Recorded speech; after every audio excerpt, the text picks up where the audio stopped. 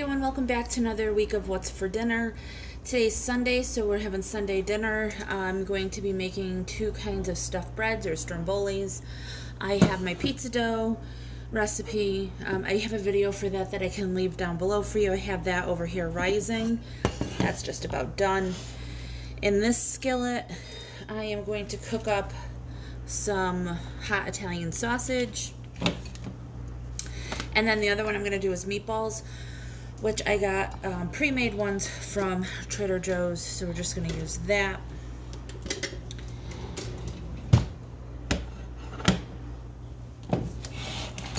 But you can do anything you would put on a pizza can go on this. I mean, pepperoni, zucchini, cooked asparagus,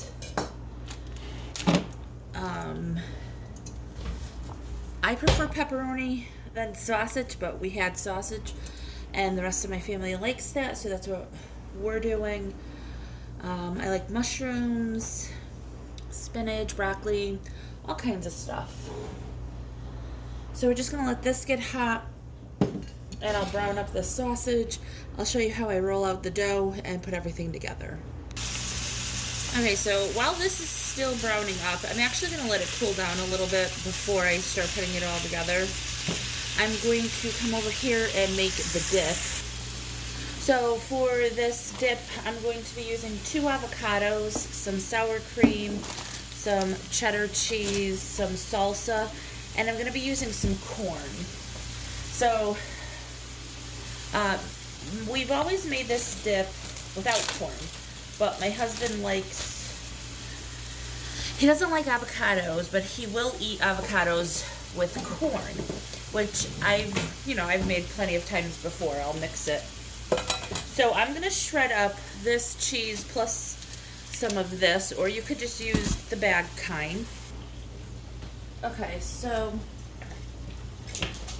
I shredded the cheese in there and took it out, so that's why there's some left in there, but not a big deal. So if you want to layer yours a different way, you can.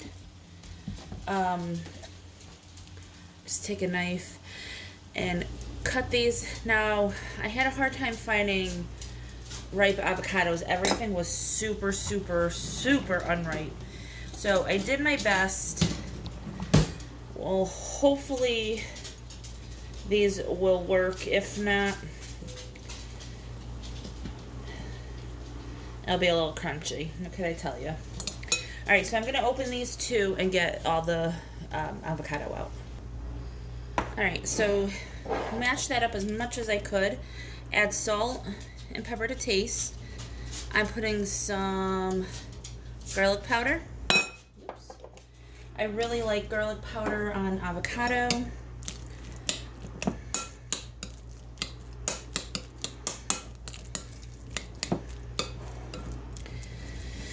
Okay, to this I'm going to add about a half a can of corn. Now you can layer this, but like I said, my husband likes it mixed together, so that's why I'm mixing this together. And if you don't want to see the outside, use a nicer bowl, do whatever it is you want to do. It's going to be loud, hang on.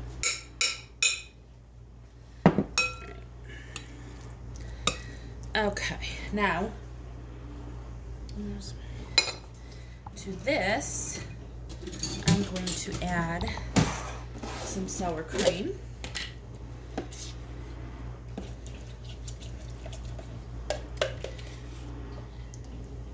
You could add as much or as little as you want. I really should have bought more when I went to Costco. I didn't think.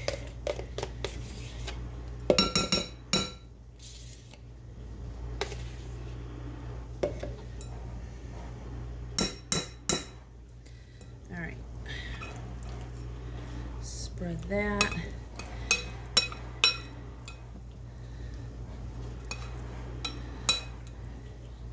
And like I said, you could do this in any layer that you want. My hands are clean. I wash my hands before I cook, after I cook, during I cook, everything.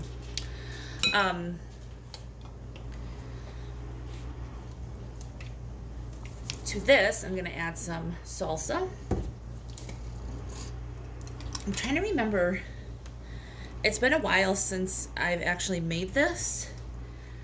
I feel like I did it in a different order before, but this is the way it's going. Usually I put lime on the avocado. I forgot that.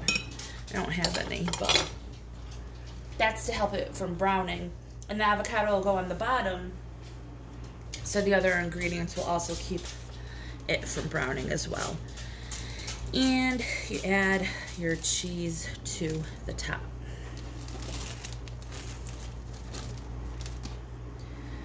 Like that. And you could also put some green onions on top of this. That would be really nice. Yeah, and then I just let this sit in the fridge for an hour or so. And then when dinner's ready, we serve it with tortilla chips and like Frito scoops that we get from Trader Joe's. Let me see if I can find them. The corn dippers. Alright, so now we're going to roll out our dough. Going to flour our surface. And you're just going to tip that over. And I need a knife. Alright, so cut this right in half.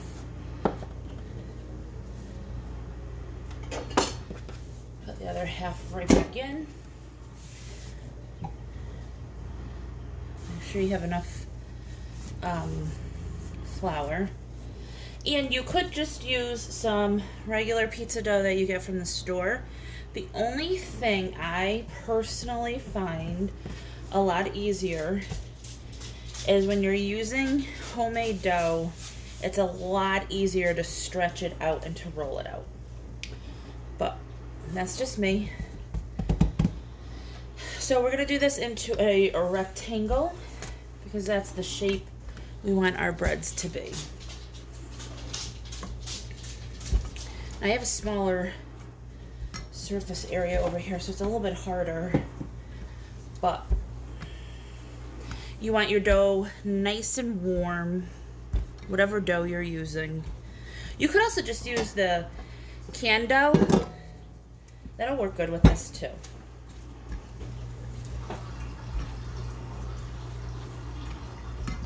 That's my dishwasher going if you hear the noise. And that banging is my husband. He makes these really nice American flags.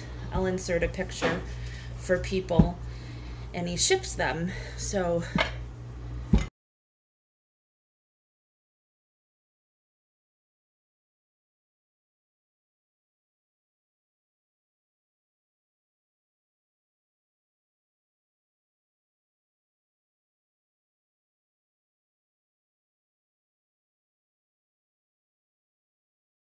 we got an order this weekend, or he got an order this weekend, so he needs to get that out. Okay, so add whatever it is you want to add to this. Let me wash my hands first though, hang on. So for this one I got these already cooked meatballs from Trader Joe's that let defrost, and I'm just gonna cut in half and put these in. And of course you've seen the sausage.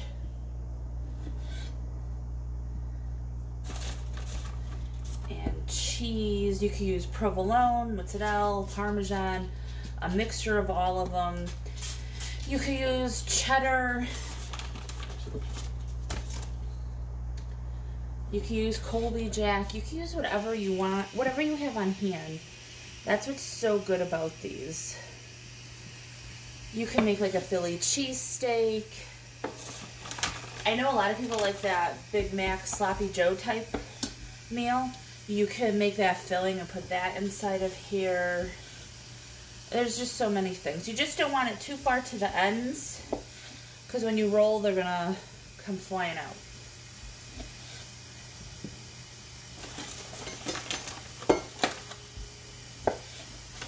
Alright.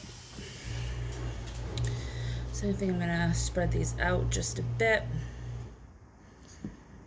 You could even like cut these up more into crumbles. It doesn't have to be like this, however you want to make it. Alright, so let me grab the cheese. Alright, so I'm just going to be using some regular shredded mozzarella from Trader Joe's. You can use like pieces from the deli, like slices.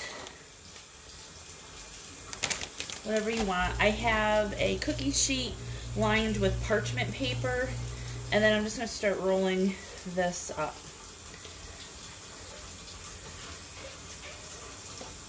And I roll the sides in. Oh, you can't see that.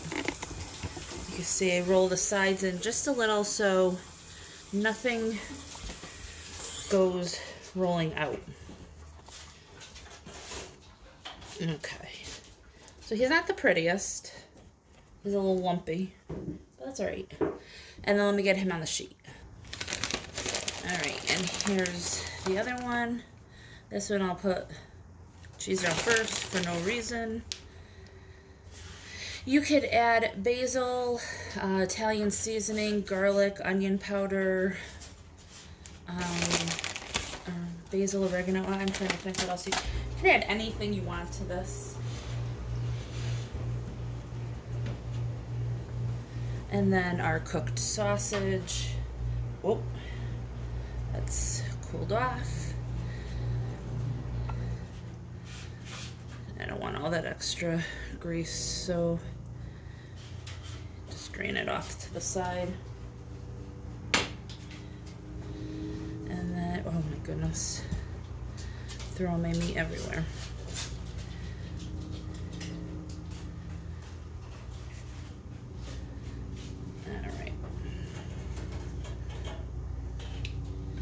Again, we're just gonna roll it, roll the sides.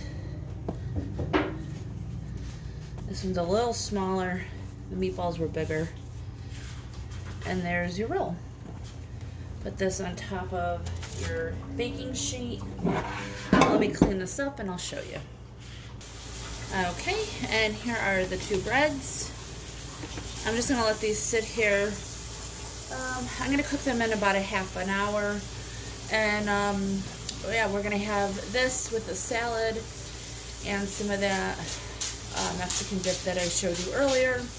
You could brush the tops with some butter and a little garlic. Slip a hole into there so the steam can come out. And I'll show you what our plates look like. So I actually just used the drippings from the sausage instead of putting butter on it. And I'm going to bake these at 375, 20 to 25 minutes. Hey everyone, welcome back to another night of What's for Dinner. Today is Monday night and we're just doing some leftovers. This was the pasta that I did in the Instant Pot. It has some ground sausage, a ton of zucchini and yellow squash. You can see last week's What's for Dinner for the recipe for that. And then I just grilled, no, I didn't grill. I roasted a bag of baby broccoli.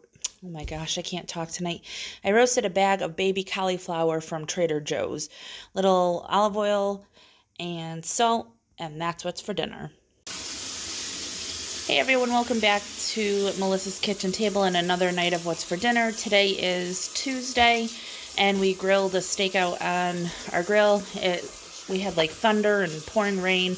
And then it turned out very nice. So we just grilled a ribeye. This has salt, pepper, garlic powder.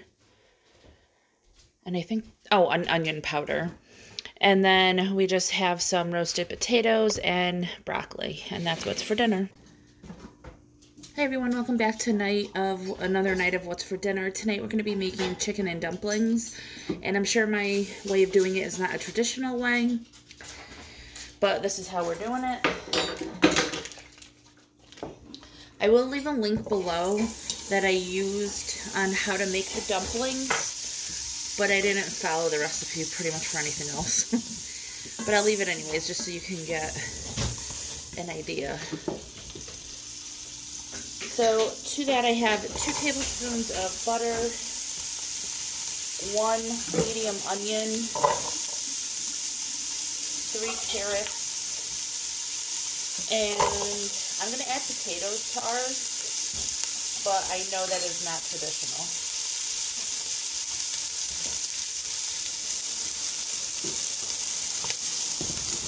I think they're like 4 really, really small potatoes. And we're just going to let that saute for probably 3 to 4 minutes until the onions become translucent.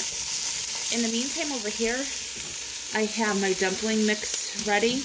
1 cup of all-purpose flour, 1 teaspoon of baking powder, 1 teaspoon of salt. I have 2 tablespoons of butter that's going to go into that, and a ½ cup of milk or water. And you could add any seasoning you want to it. The recipe I looked at does call for thyme. I don't have any. You can use parsley, basil, Italian seasoning. I'm probably going to use garlic, onion powder, maybe poultry seasoning or sage. I have sage. But yeah, I'm going to let this cook for about 4 to 5 minutes. Alright, so I just add a little bit more butter, and I'm going to put about 2 tablespoons of flour in there. You can put less if you want a thinner broth, or you can use a little bit more. And I'm going to let this cook for an additional 2 minutes just to get that flour taste out of it. Alright, and then I'm going to add 1 container of chicken stock, which is also 4 cups. And I have chicken tenders that are going to go in here as well. So I got that. So I'm just going to cut the chicken into small bite-sized pieces. And this is going to cook for probably maybe 20 to 30 minutes, just until the carrots and potatoes are tender. And these are just the bite-sized pieces of chicken that I'm putting in. I have roughly a pound, just under. And then I'm going to add all of that, let it simmer. Don't let it come to a high boil, but a nice rolling boil will be good. Alright, so at this point it's been going for about 20 minutes. You could add some milk to this as well to make it creamy looking, but I don't have that. And then, oh, I added some peas. I'm going to use this dough and this little scooper and just scoop little dough balls into the soup. And then you're going to cover, let simmer 15 minutes, and I will show you what it looks like when it's all plated.